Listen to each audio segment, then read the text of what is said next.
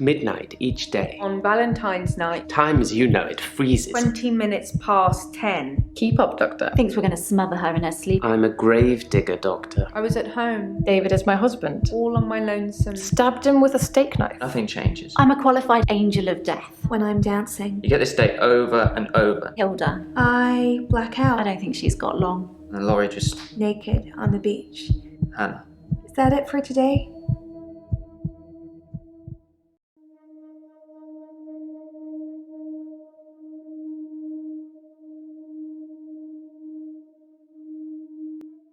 David hunts, I can change my skin. then skins. Doctor Dekker dated his patients. I had a hot date. We went out for drinks. I took photos of Jessica. Dr. Dekker did On phone Valentine's Day. and ask me for Nathan's number. There was a girl there. Am I wrong to keep the locket? I'm allowed to talk to her, aren't He I? was preoccupied with finding Photographs. patterns. Rocking chair. I haven't been back to the beach since, I had a bit of a shaky loop incident. where I find something I set fire beautiful in the sea. to Hannah's clothes in the garden. I dug the grave. I wish I'd said goodbye. Dr. Dekker cursed me. It didn't weigh enough to have a body in it.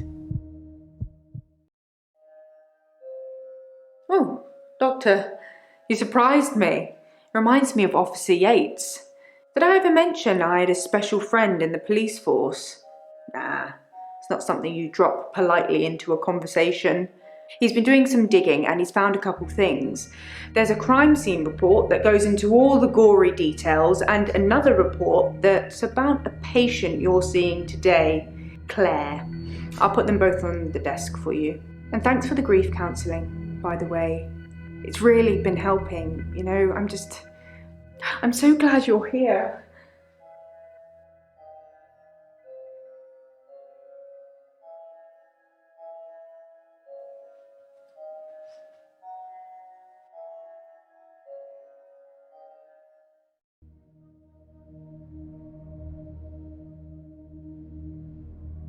I've been to the lake house regularly, keeping an eye on David.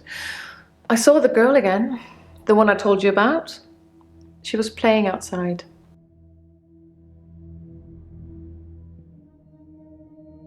It makes for interesting reading, doesn't it? I can tell you're dying to ask me about it. Fire away.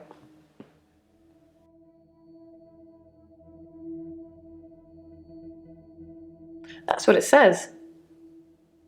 I can see you're confused. The police say that David is dead, fatally wounded when I stabbed him. The coroner says that David is dead. Everyone says that David is dead. There was even a funeral. But I know he's alive.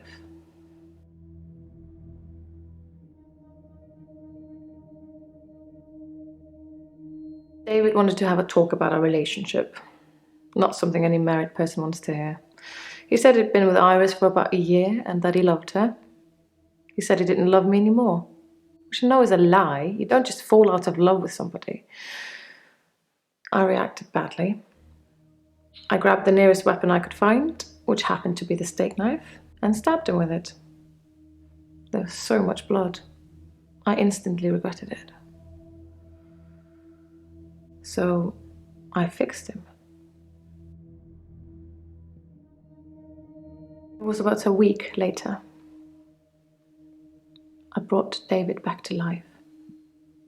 Not with voodoo, not with virginal sacrifice.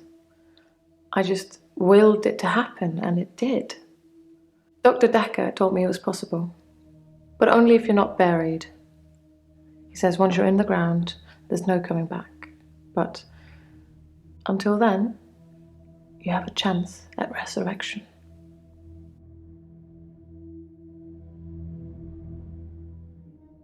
He's buried at Henley Church. You can go see for yourself. There's even a headstone. One of your other patients was a pallbearer. I never forget her face. You should ask him.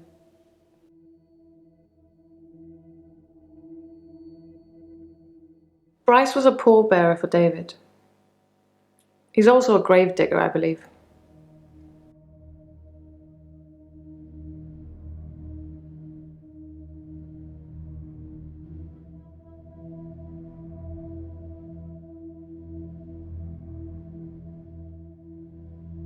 Smuggling a body out of a funeral can be difficult. Unless you pay the right people. A paper spike is an odd thing to use as a weapon. I suppose if it went directly into the heart, it might work. Or through his eye, or perhaps through the ear and into his brain. Or was it just a frenzied, bloody mess of a murder? Do you know, Doctor? Yes, resurrection. But now that I've seen the results, I don't think there's anything holy about it. I think reanimation is more an accurate term. Like, I'm an evil necromancer raising things from the dead. I think his brain was already decaying during the week that he was dead. Important bits. So when I brought him back to life, I didn't heal him completely. Just gave him life in the state he was in. I mean, he's hunting and killing things and trying to roast them on fires he can only light with matches, but that's about it. He's your basic Neanderthal. So I have a problem. I'm being charged with murder because the police don't know he's still alive, and I can't get David to vouch for me for obvious reasons. I think it would raise quite a few more questions than answers, which is why I'm hoping that you'd be able to help me. Considering the circumstances, I'd be grateful if you could see your way to declaring me temporarily insane at the time of the murder, to lessen my sentence. Because I'm not a killer, but I can't prove otherwise. You don't still think I'm a killer, do you, Doctor?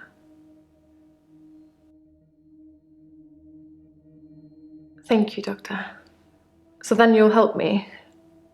You'll say I was temporarily insane? Thank you, Doctor. That's all I needed to hear. From you or Dr. Dekker. But Dr. Dekker wouldn't do that for me. He wanted something else. Dr. Dekker teased me mercilessly about my alleged ability. He didn't believe I'd reanimated David. Once he presented me with a dead mouse and commanded me to give it life again. I didn't, of course. It's not something I'd throw around lightly. He changed his mind about me eventually. And then he mentioned the girl.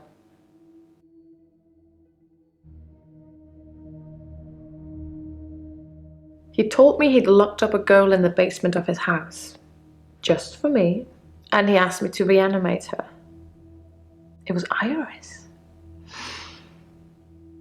I said I couldn't reanimate something that wasn't dead, and he said that wouldn't be a problem. So I agreed. I just played along. I was hoping it wasn't real. I assumed it wasn't real. But he was offering me what I wanted. A temporary insanity diagnosis. It didn't happen. Dr. Dekker called me from his house to cancel. He was furious.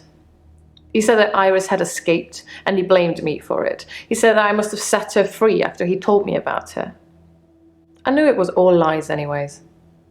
He was obviously titillating himself by reprimanding me. He knew I'd never want to speak to Iris again, so I couldn't prove it either way. Dr. Dekker asked if I could prove David wasn't dead, so I took him to the lake house. He saw that I was telling the truth. I can take you to see him too, if you like. Would you like to see David, Doctor? Very well. In our next session.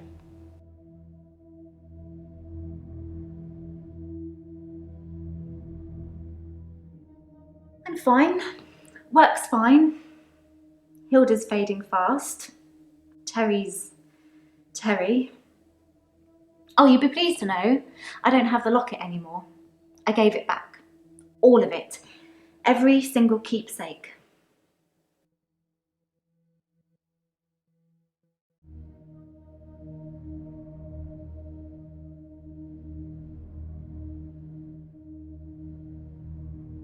Hilda's nearing the end.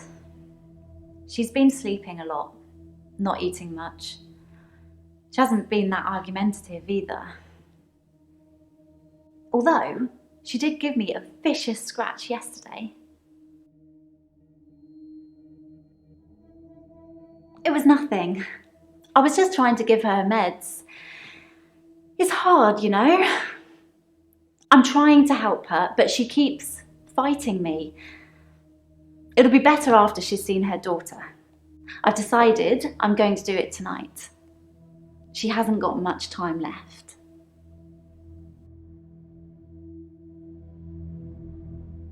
You know the answer to that, Doctor. What have we been talking about? What can I do for Hilda that will make it all better? Seriously? No, that isn't what I meant. That's the plan. I know, it sounds unbelievable, like I'm making it up. I wish I could prove it to you somehow. We could try shifting now. Think of someone you really love. It might help if you close your eyes. Are you thinking of them? Can you picture them? Okay, hold on.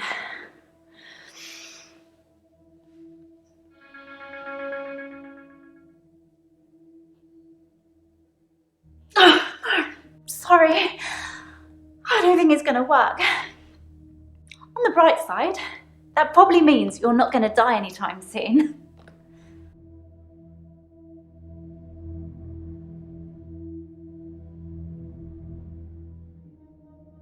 Terry seems to have backed down since I gave the keepsakes back. Actually, it doesn't seem like she's been very well. Not her usual self. Maybe she's got a bug or something.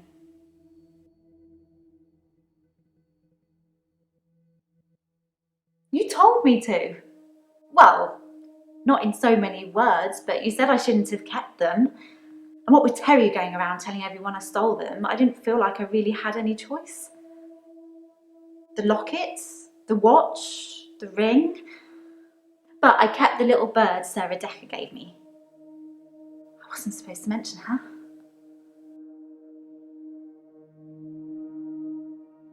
Dr. Dekker's mother. She was one of my first patients, but she died a while ago.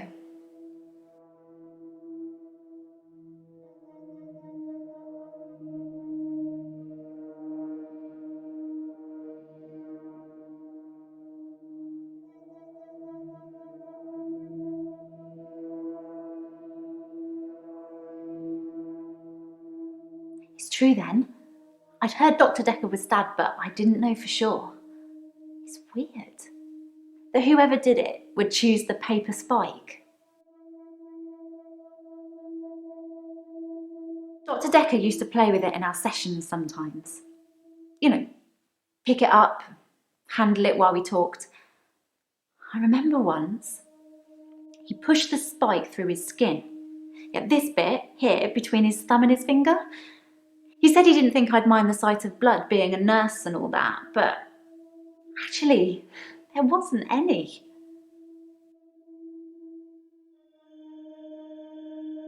I was a bit freaked out. At first, I thought it was a trick. A magic trick, you know? Like some kind of therapeutic test. Show the patient this retractable spike and see how they react. But it wasn't. The spike was real.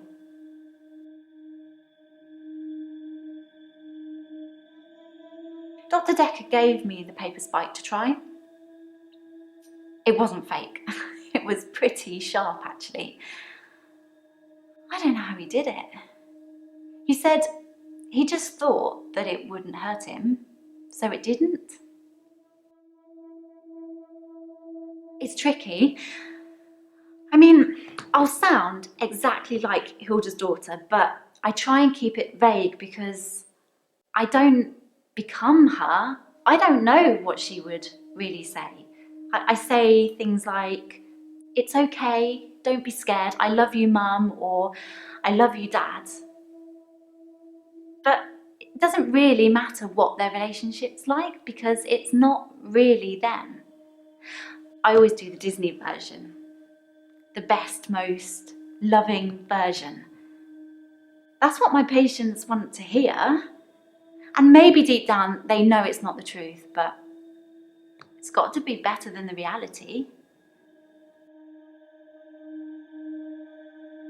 Does it really matter if it isn't the truth? Isn't it worth it if it brings them peace? Tell me honestly, Doctor, do you really think that what I'm doing is wrong?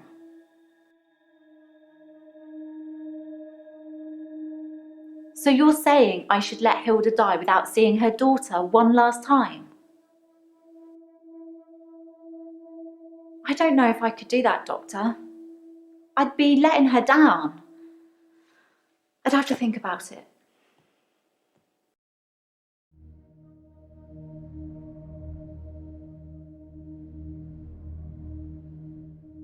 I'm okay. Thanks for asking. It's rent day, and I always feel a little blue on rent day.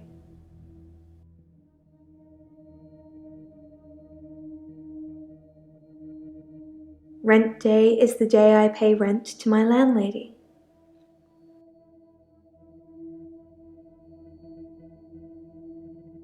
I've had no blackouts, and I haven't been to the beach since our last session. But I think I will today. Do you want to come with me to the beach?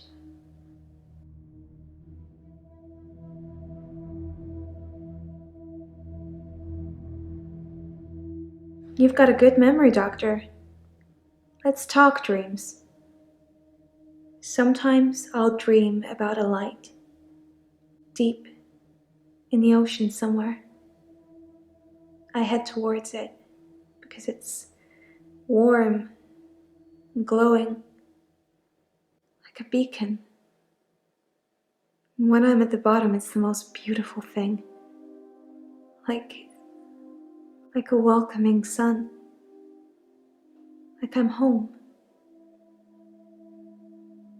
And then I wake up.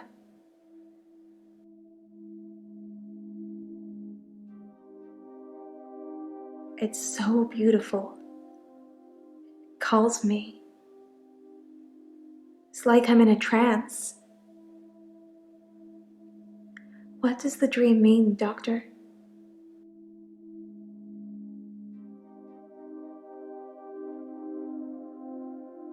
I guess. I hate being in the same place for too long. Maybe I'm always searching for paradise or something. Doctor, I think you're getting a little anxious. If you ever wanted to visit the beach, you can just turn up. It's not mine. Dr. Dekker used to put my checks on that thing. I guess someone thought they weren't getting value for money.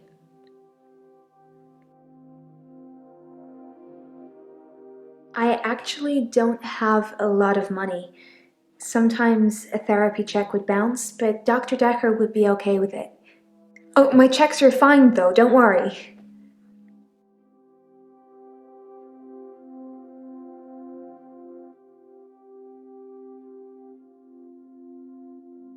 I'm not broke. Men buy me drinks at bars though. Sometimes I'll get away with not paying at restaurants. Isn't that how it is for everybody?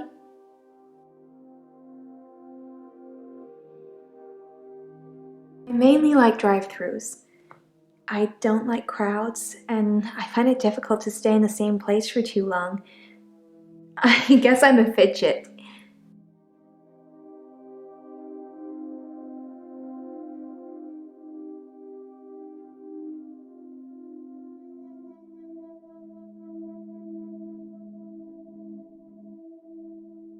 Crowds at nightclubs and bars are different.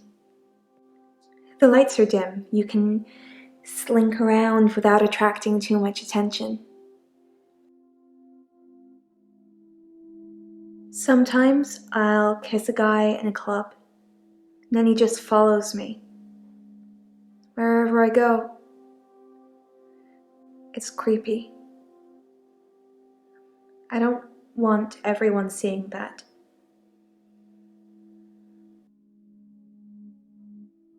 They follow me, wherever I go. Anywhere. Where do you think they follow me, Doctor?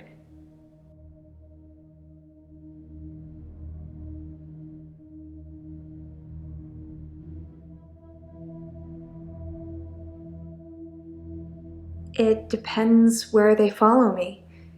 If they follow me home, they bang on the door for an hour or so, then leave. Other places, they just disappear.